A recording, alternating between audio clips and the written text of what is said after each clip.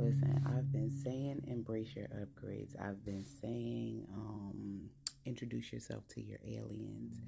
I've been saying we are mutating.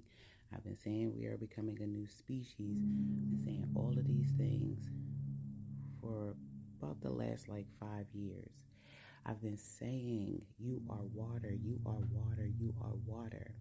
By embracing your upgrades, by introducing yourself to the alien side of you, you are getting down deep into space, your space. The deepest depths of the ocean is outer space, you know?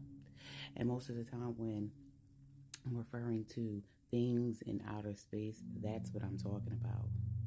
But sometimes when you have to convey a message, you have to use the language that people are most used to and possibly not be able to give a backstory every time you mention it, right? So this whole thing with the alien situation and all that kind of stuff like that, guess what? Cool. Might be some creatures, some things that don't look human-like, some things that are different, mermaids, whatever you want to call it. But let's just zoom out. Let's just zoom out. If you take the idea that this is a reality construct, and most of the systems that are within this reality construct, we agreed to. We agreed to without any level of analyzation, right? So we agreed that Earth is an actual place. We agreed that the government should be in charge of us. We agreed that money should be used. We agreed to all of these things. And that's just a few things. Like, there's a lot of stuff. We agreed to the ocean has a floor. We agreed to there is outer space. We agreed to the universe. We agreed to all of these things. We agreed to it mostly through speech. But we agreed to it initially emotionally. And how we agreed to that, and mentally. And how we agreed to that is by allowing secondhand experience to be the experience instead of a firsthand experience. Meaning, the law of correspondence is anything outside of yourself has a correspondence to within you, right? So instead of taking the planet, being a planet as law, what does a planet mean for you? You know what I mean? So instead of taking the sun and the moon as law and actual physical things, what does that sun mean to you? What does that moon mean to you? What does the other planets mean? What does dark matter mean? What is solar weather? All of those things. Because let's really get into this. Unless they start charging like a amusement park, you ain't never gonna see outer space. And even the people that stand up on stages and get in front of TV cameras and say that they've been to outer space and all of that kind of stuff like that, as a physical being, please get into this. As a physical being, you are never leaving this planet. Okay? A closed system like a planet Earth does not allow matter to leave. Okay? Now, can you visit other planes of existence that may be called Saturn, that may be called Mars, that may be called the moon, whatever? Yes.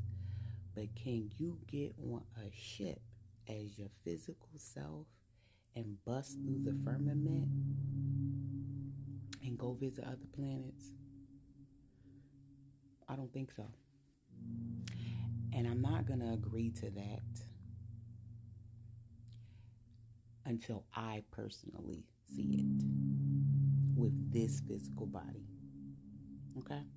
So when you agree to all of these things, you now agree to the story that goes with it. You agree to all those things. And like I said, like when I say things in like my videos and stuff like that, I'm only saying them as a point of reference. I'm not saying that I actually believe all of these things. I'm only coming from a place of what I know. And what I know is everything is symbolism, even down to the letters that we use to write, speak, and everything. Everything has dual purpose. Female, male. Even the vowels, ah. Why can be used in I, like, you know what I mean? So all of this talk about like aliens and things like that, if you zoom out, how does that correlate to the inner you? Because everything that is outside of you, you created. So an alien invasion or secrets being revealed about an alien, all that's basically saying is there are parts of you that are waking up inside of you. And if you choose, you can be scared, or you can embrace it, or you can embrace it. And that's just it. That's just it. Now, like I said, there could be some lovely, wonderful looking creatures that are about to emerge from within the ocean. I mean, to be completely honest, if you've seen some of the deep creatures that they be claiming that come from the ocean, once again, the aliens been here. Been here. Oh, the waters, the waters, the waters. I'm telling you. The water is a manifestation of what you consider to be God. The water is a manifestation of the subconscious mind. And most people don't even know that there is a subconscious mind. There is a realm of existence that you're not readily aware of, because you work in conscious, you work in physical, you work in a masculine sense. I have to see it before I believe it. But when there's a pole shift, but when there's a shift, or when you're getting back to the essence of your wholeness, you're now getting enlightened to the alien side of you. You're now restructuring your waters because it's been erratic. It's been told it's linear when it is not. There is no ocean floor. It never has been. All of your junk DNA has always been able to be accessed. But because most of the systems that we live under keep us in fear, we don't even go looking for it. Isn't that something? You live your entire life thinking you are who you are, but you never went and found yourself.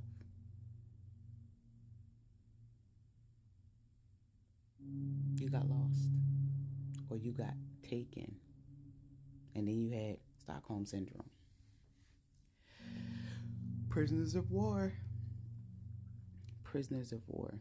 You started to love your captor.